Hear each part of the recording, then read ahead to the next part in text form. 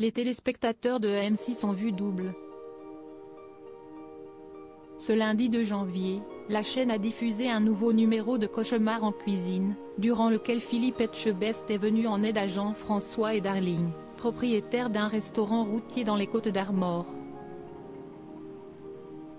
Mais durant l'émission, ce n'est pas tant les problèmes figurant dans les cuisines de cet établissement qui ont interpellé les internautes, mais plutôt la ressemblance, plus que troublante, entre Philippe Etchebest et le chef présent en cuisine, Gwen. Même look, même barbe blanche, les similitudes physiques entre deux hommes n'ont pas manqué de troubler celles et ceux qui étaient présents devant leur poste de télévision. Philippe Etchebest et Philippe Etchepresque, a par exemple commenté un internaute, en légende d'un montage montrant les deux chefs en cuisine. Les jumeaux Etchebest dans la même pièce, quel moment, a réagi un autre.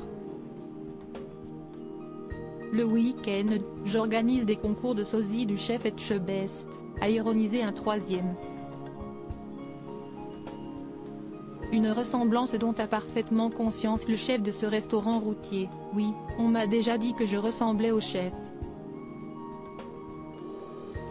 Des clients et même dans l'entourage, a commenté Gwen, selon des propos rapportés par nos confrères de Voici. Et de préciser, si est-il toujours une fierté de se dire qu'on ressemble à quelqu'un qui est plus haut et gradé que moi dans la cuisine. Nul doute que les nombreuses comparaisons qui ont été faites durant la diffusion de ce nouveau numéro de Cauchemar en cuisine ont dû lui faire chaud au cœur. Philippe Etchebest, cet accident de cuisine qui aurait pu lui coûter la vie en cuisine, Philippe Etchebest est comme un poisson dans l'eau.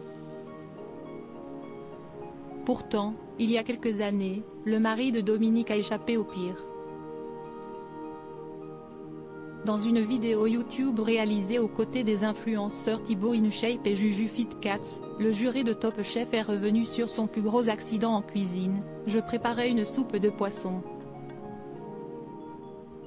Et en nettoyant le poisson, je n'ai pas fait gaffe et je me suis fait piquer par une vive, a-t-il raconté. S'il n'a d'abord pas prêté attention à cette piqûre, l'état de Philippe Etchebest s'est rapidement aggravé. Au bout d'une semaine, je n'étais vraiment pas bien. J'arrive en cuisine, j'avais des yeux comme ça.